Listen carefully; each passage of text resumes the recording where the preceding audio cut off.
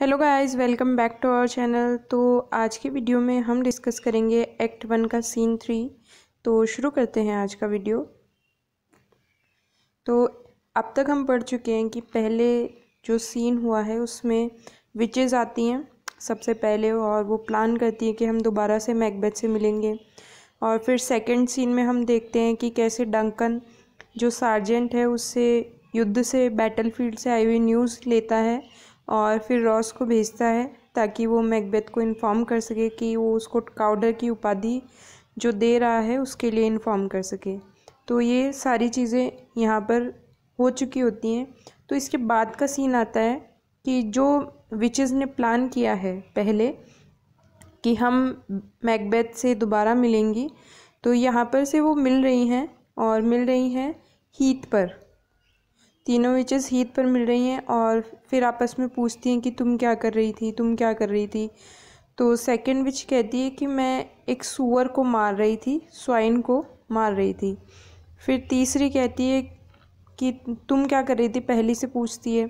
तो फर्स्ट कहती है कि एक सेलर की वाइफ, सेलर नाविक की पत्नी जो है वो चेस्टनट खा रही थी, अपने गोद में रखे हुए चेस्टनट जो है वो उनको मंच कर रही थी, चबा रही थी। तो मैंने भी उससे कहा कि मुझे भी दे दो, लेकिन फिर उसने मुझे डांट दिया, मना कर दिया। और उसका हस्बैंड अलीपो आ गया और वो बताती है कि मेरा हस्बैंड जो है वो टाइगर नाम की जहाज़ का कैप्टन है। तो वो विच कह रही है यहाँ पे, फर्स्ट विच, कि मैं उसको परेशान करूँगी, और उसको परेशान करने के यहाँ पर अलग अलग तरीके वो ढूंढते हैं। तो इसके बाद में ये सारी सीन कंप्लीट हो जाता है। वो परेशान करने के उसको तरीके बताती है कि मैं बहुत तेज़ पवन चलाऊंगी जिससे जो जहाज़ है वो उसकी दिशाएं जो है वो चेंज हो जाएंगी। और फर्स्ट विच वे ये भी कहती है कि मैं उसका जो पेंदा है, बॉटम है, उसको चूहे की तरह कुतर दूंगी और इस तरह से उसका जहाज़ डूब जाएगा। और बहुत ये भी हो सकता है कि बहुत तेज़ पवन की वजह से उसका जहाज एक जगह टिक जाए और वो एक बिना घूमे क्या हो जाए, बिल्कुल रैक हो जाए, टूटा फूटा हो जाए। फिर उसके बाद में वो बताती है कि देखो मेरे पास में एक नाविक का थंब भी है। ये सारी चीज़ें यहाँ पर होती हैं।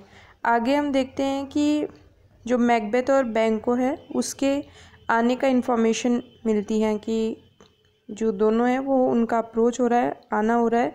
तो तीनों विचेस जो हैं वो हाथों में हाथ डालकर डांस करती हैं यहाँ पर, और फिर कहती है कि मैं 3 बार तुम्हारी तरफ से, 3 बार अपनी तरफ से और 3 बार सबकी तरफ से, मतलब 9 बार डांस करूँगी। अब ये 9 जो है वो सिंबॉलिक है। जो क्रिश्चियनिटी है उसमें 9 बजे क्राइस्ट को क्रूसीफाई किया गया था, तब से बैड ओमेन का साइन माना जाता है 9 को। अब यहाँ पर मैकबेथ और बैंको की एंट्री हो जाती है। तो जो फर्स्ट एक्ट के फर्स्ट सीन में हमने एक डायलॉग पढ़ा था सिमिलर, उसका डायलॉग है, so foul and fair a day I have not seen, कि ऐसा फाउल, ऐसा ख़राब और ऐसा अच्छा दिन मैंने कभी नहीं देखा। क्यों? क्योंकि उसने एक तरफ बैटल जीत लिया है और दूसरी तरफ उसने ऐसे रिबेल्स के साथ में डील की है। तो ये दोनों चीज़ें बोलता है। अब उनके सामने ये विचेस खड़ी है, तो विचेस को देखकर बैंको बहुत सारी बातें कह रहा है। यहाँ पर जो रेड कलर में है ये बहुत इंपॉर्टेंट है, आप ध्यान रखना।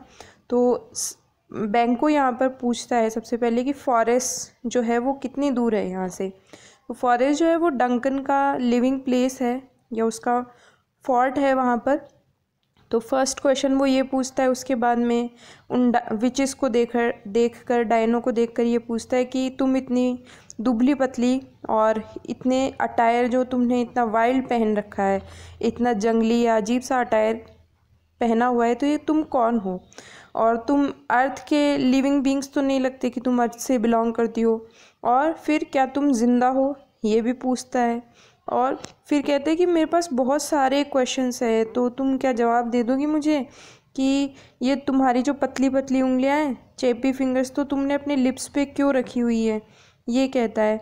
और ये तुम्हारे लिप्स भी कैसे हैं, पतले से हैं। ठीक है, ये सारी बातें कह के फिर लास्ट में कंक्लूड करता है कि तुम्हारी जो शक्ल है उस पर ऐसा लग रहा है कि बियर्ड है, दाढ़ी है, तो ये मुश्किल है कि मैं तुमको तुम्हारी दाढ़ी देखकर तुम्हें औरत भी कह सकूं। ये सारी बातें बैंको कहता है। बहुत इंपॉर्टेंट कोटेशन है यहाँ से। फिर आगे मैकबेथ उनसे कहता है कि अगर तुम बोल सकती हो तो बोलो। तो फर्स्ट विच कहती है कि तुम थेन ऑफ ग्लैमिस, फिर सेकंड कहती है कि थेन ऑफ काउडर भी हो तुम, और फिर थर्ड कहती है कि तुम इसके बाद में क्या बनोगे, किंग बनोगे। तो ये सारी बातें कहकर वो मैकबेथ को बहुत सरप्राइज़ कर देती है। तो बैंको उसका सपोर्ट करते हुए कहता है कि तुम मैकबेथ इतने सरप्राइज़ क्यों हो कि ये तो बहुत अच्छी अच्छी बातें बोल रही हैं। फिर उनको डांट लगाता है और कहता है कि तुम मेरे बारे में भी बताओ कि क्या बता सकती हो तुम। तो तीनों मिलकर हेल करती है। हेल का मतलब यहाँ पे स्वागत से है, वेलकम से है। फिर उसके बाद में फर्स्ट विच कहती है कि lesser than Macbeth and greater, कि मैकबेथ से कम लेकिन उससे अधिक महान तुम बनोगे। फिर दूसरी कहती है कि not so happy yet much happier, कि मैकबेथ जितने सुखी नहीं लेकिन उससे ज़्यादा सुखी बनोगे तुम। और तीसरी कहती है दाउ शैल गेट किंग्स, दाउ दाउ बिनन, कि तुम्हारे जो पुत्र होंगे, जो तुम्हारी पोस्टरिटी होगी वो क्या बनेगी, राजा बनेगी, लेकिन तुम कुछ नहीं बनोगे। ये सारी बातें कहती है और फिर सारी बातें कहकर वो चुप हो जाती हैं। तो मैकबेथ उनसे रोकने के लिए कहता है कि इम्परफेक्ट स्पीकर्स उनको एड्रेस करता है। तो ये भी इम्पॉर्टेंट है, क्वेश्चन पूछ लेता है कई बार कि इस सीन में या पूरे एक्ट में विचेस को इम्परफेक्ट स्पीकर्स कौन कहकर बुलाता है, तो मैकबेथ कहकर बुलाता है। फिर उसके बाद में मैकबेथ कहता है कि मुझे पता है कि सिनेल जो हैं वो मैकबेथ के फादर हैं, तो कि सिनेल की डेथ के बाद में मुझे थेन ऑफ ग्लैमिस का जो उपाधि है वो तो मिल गई है, टाइटल है वो तो मिल गया है, लेकिन मैं काउडर कैसे बनूंगा, मैं किंग कैसे बनूंगा, ये मुझे समझ में नहीं आ रहा। और फिर वो कहती है कि अगर तुम बता सकती हो तो मुझे बताओ। लेकिन वो बिल्कुल जैसे बुलबुला गायब होता है ना पानी से, ठीक वैसे ही वो वहाँ से बिल्कुल वैनिश हो जाती हैं, गायब हो जाती हैं। फिर आगे के सीन में मैकबेथ और बैंको दोनों डिस्कस करते हैं कि उन्होंने जो बोला कि जैसे अर्थ और वाटर में बबल्स होते हैं ठीक वैसे ही वो गायब हो गई। मैकबेथ कहता है कि वो हवा में गायब हो गई और उनका कहने का मतलब क्या था। फिर आपस में बातें करते हुए कहते हैं, मैकबेथ कहता है कि तुम्हारे जो बच्चे हैं वो किंग बनेंगे। बैंको कहता है कि तुम खुद ही किंग बनोगे और तुम थेन ऑफ काउडर बनोगे। मैकबेथ कहता है मैं थेन ऑफ काउडर भी बनूंगा, ये भी उन्होंने कहा है। इतने में फिर रॉस और एंगस की एंट्री हो जाती है। तो ये यहाँ पर बातें कर रहे हैं कि रॉस कहता है कि किंग बहुत हैप्पी है और तुम्हें जो टाइटल है आगे फर्दर, तो तुम्हें एक नया टाइटल दिया जाएगा कि जो थेन ऑफ काउडर है उसको अब एग्जीक्यूशन के ऑर्डर दे दिए हैं किंग ने, और जो फर्दर टाइटल ये मिलेगा तो वो तुमको मिलेगा। तो ये भी इम्पॉर्टेंट क्वेश्चन है कि टाइटल देता कौन है मैकबेथ को।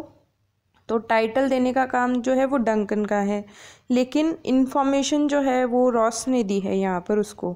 तो बैंको यहाँ पर इस बात को सुनकर ये कहता है कि क्या डेविल्स जो हैं वो भी सच कहते हैं, कि उन्होंने क्या पूरा सच बताया है हमें। तो ये यहाँ पर फिर आपस में डिस्कस करने लगते हैं और एंगस कहता है कि जो अभी जो टाइटल जिस थेन ऑफ काउडर को दिया गया था मैकडोनाल्ड को, वो अभी ज़िंदा है, लेकिन उसका देशद्रोह जो है वो साबित हो चुका है और इस वजह से उसको पनिशमेंट दिया जाएगा ट्रीसन के लिए, यानी कि धोखाधड़ी के लिए उसको पनिशमेंट दिया जाएगा। फिर मैकबेथ जो है वो अपने आप से ही बातें करता है कि ग्लैमिस तो पहले ही में था, फिर उसके बाद में काउडर बन गया, अब ग्रेटेस्ट टाइटल जो है वो अभी भी पीछे है, यानी कि मुझे किंग बनना अभी भी बाकी है। तो फिर उसके बाद में वो रॉस और एंगस को थैंक यू बोलता है और फिर उसके बाद में बैंको से कहता है कि क्या तुम्हें लगता है या तुम्हें उम्मीद है कि तुम्हारे बच्चे जो हैं वो किंग बनेंगे। फिर बैंको जो है वो इस बात पे जवाब देता है कि ये जो विचेस हैं वो तुम्हें आधा सच कहती हैं और तुम्हें एम्बिशियस बना सकती हैं।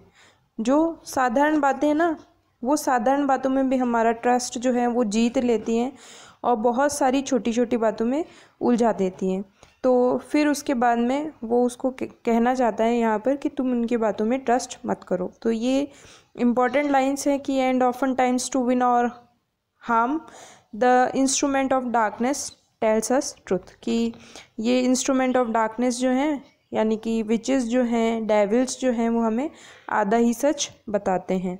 आगे फिर मैकबेथ कहता है कि 2 चीज़ें जो उन्होंने बताई हैं वो तो सही हो गई हैं, हो सकता है कि तीसरी भी हो जाए, और ये हो सकता है कि हत्या का विचार मेरे माइंड में आ जाता है कि मुझे राजा की हत्या कर देनी चाहिए। तो वो अपने ही माइंड में, ये जो असाइड आता है मतलब अपने ही माइंड में वो सोच रहा है, थॉट्स यहाँ पर अपने एक्सप्रेस बैंकों से तो नहीं कर पाता, लेकिन खुद से वो बातें कर रहा है यहाँ पर। तो बैंको यहाँ पे उसको कहता है कि देखो देखो, मेरा फ्रेंड जो है वो अपने ही थॉट्स में बिज़ी है, खोया हुआ है।